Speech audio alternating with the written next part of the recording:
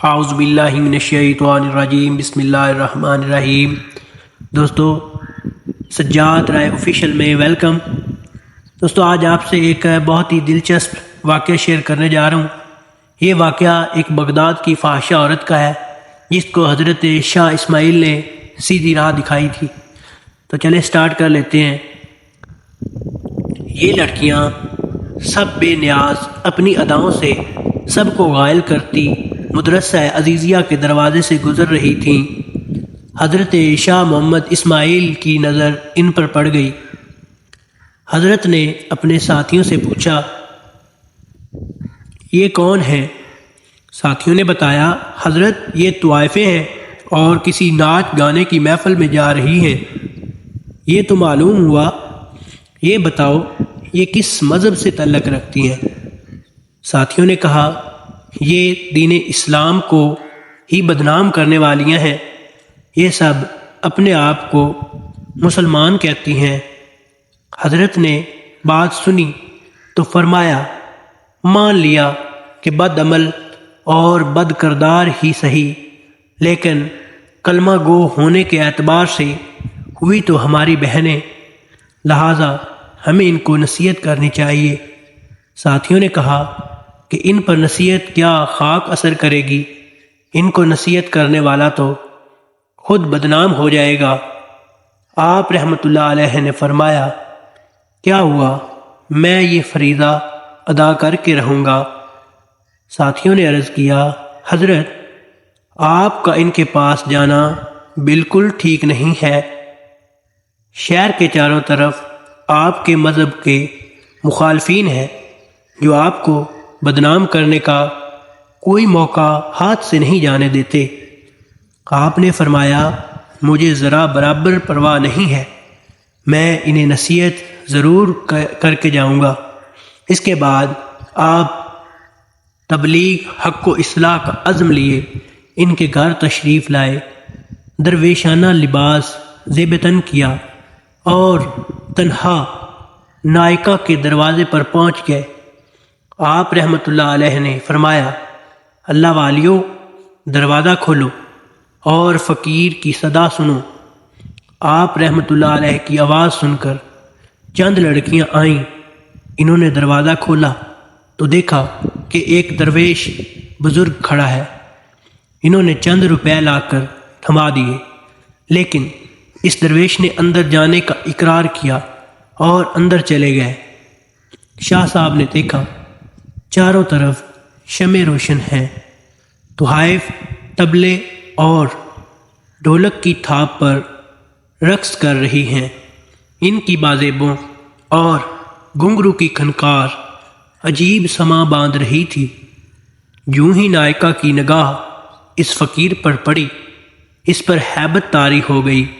وہ جانتی تھی کہ فقیرانہ لباس میں کوئی گداگر نہیں بلکہ شاہ اسماعیل کھڑے ہیں، جو شاہ ولی اللہ کے پوتے اور شاہ عبدالعزیز رفیع الدین اور شاہ عبدالقادر کے بھتیجے ہیں۔ نائکہ انتہائی تیزی سے اٹھ کھڑی ہوئی اور احترام کے ساتھ ان کے سامنے حاضر ہو گئی۔ ادب سے عرض کیا، حضرت آپ نے ہم سیاہکاروں کے پاس آنے کی زحمت کیوں کی؟ ہمیں پیغام بھجوا دیتے، ہم آپ کی خدمت میں حاضر ہو جاتے۔ آپ رحمۃ اللہ علیہ نے آنکھیں بند کی، بغیر نام حرم سے کہا، بڑی بی، تم نے ساری زندگی لوگوں کو راگ اور سرور سنایا ہے، آج کچھ دیر ہم فقیروں کی صدا بھی سن لیں۔ انہوں نے کہا، جی سنائیں۔ نائکہ نے تمام طوائفوں کو ڈھولک اور طبلے بند کرنے کا حکم دیا۔ وہ بیٹھ گئیں۔ حضرت شاہ اسماعیل رحمۃ اللہ علیہ قرآن پاک نکال کر سورۃ 3 کی تلاوت کرنے لگے۔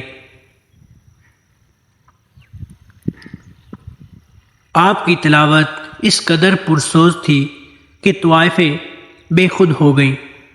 آپ رحمۃ اللہ علیہ کا خطاب زبان کا کانوں سے خطاب نہیں تھا، بلکہ دل کا دلوں سے اور روح کا روحوں سے خطاب تھا۔ یہ خطاب دراصل اس الہام ربانی کا کرشمہ تھا جو حضرت شاہ اسماعیل جیسے مخلص، دردمندانہ اور امت مسلمہ کے حقیقی خیر خواہوں کے دل پر اترتا ہے۔ جب طوائفوں نے سورت کی تشریح سنی تو ان پر لرزہ طاری ہو گیا، روتے روتے ان کی ہچکی بند گئی۔ حضرت شاہ اسماعیل رحمۃ اللہ علیہ نے ان کی آنکھوں میں جھڑیاں دیکھیں تو بیان کا رخ توبہ کی طرف موڑ دیا اور بتایا جو گناہ کر کے اللہ تعالیٰ سے اس کی معافی طلب کر لے تو اللہ بڑا کریم اور رحیم ہے، وہ معاف کر دیتا ہے۔ آپ رحمۃ اللہ علیہ نے توبہ کے اتنے فضائل بیان کیے کہ ان کی سسکیاں بند ہو گئیں۔ شاہ صاحب نے ان کو اٹھ کر وضو کرنے اور 2 رکعت نماز نفل پڑھنے کا حکم دیا۔ راوی کہتا ہے جب وہ وضو کر کے قبلہ کی طرف رخ کر کے کھڑی ہوئی، حضرت ایک طرف کھڑے ہو کر اللہ سے عرض کرنے لگے کہ میں تیرے حکم کی اتنی ہی تعمیل کر سکتا تھا، یہ سجدوں میں گری ہیں اور ان کے دلوں کو پاک کر دے، ان کے گناہوں کو معاف کر دے اور انہیں آبرو مند بنا دے۔ تیرے لیے کچھ مشکل نہیں، انہیں ہدایت عطا فرما، انہیں نیک بندوں میں شامل فرما۔ ادھر شاہ صاحب کی دعا ختم ہوئی، ادھر ان کی نماز وہ اس حال میں اٹھی کہ ان کے دل صاف ہو چکے تھے۔ تمام طوائفیں گناہ کی زندگی پر افسوس کرنے لگیں اور نکاح پر راضی ہو گئیں۔ نوجوان عورتوں نے نکاح کرا لیے اور جو بڑی عمر کی خواتین تھیں انہوں نے محنت مزدوری شروع کر دی۔ ان میں سے ایک زیادہ گناہ گار موتی نامی خاتون تھی۔ جب اس کے سابقہ جاننے والوں نے شریفانہ حالت اور لباس میں مجاہدین کے گھوڑوں کے لیے دال پیستے ہوئے دیکھا تو ان سے پوچھا وہ زندگی بہتر تھی جب تو ملبوسات میں شاندار لگتی تھی، یا پھر یہ زندگی جس میں تیرے ہاتھوں پر چھالے پڑے ہوئے ہیں؟ اس نے کہا کہ اللہ کی قسم مجھے گناہ کی زندگی میں اتنا لطف نہیں آتا تھا جتنا مجھے مجاہدین کے لیے چکی پر دال پیستے ہوئے ہاتھوں پر ابھرنے والے چھالوں سے آتا ہے۔ گناہ کا دروازہ ہمیشہ کھلا ہے، جب تک یہ دروازہ کھلا ہے اللہ تعالیٰ تمام انسانوں کے گناہ معاف کرتا رہے گا۔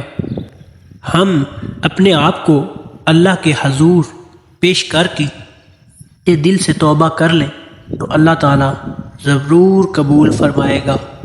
امید کرتا ہوں آپ کو یہ واقعہ بہت پسند آیا ہوگا۔ ایسے واقعات سننے کے لیے ہمارے چینل کو سبسکرائب کر لیں، ویڈیو کو لائک کر لیں اور بیل آئیکن کا بٹن پریس کر لیں تاکہ ایسی خوبصورت اور دلچسپ کہانیاں آپ کو ملتی رہیں۔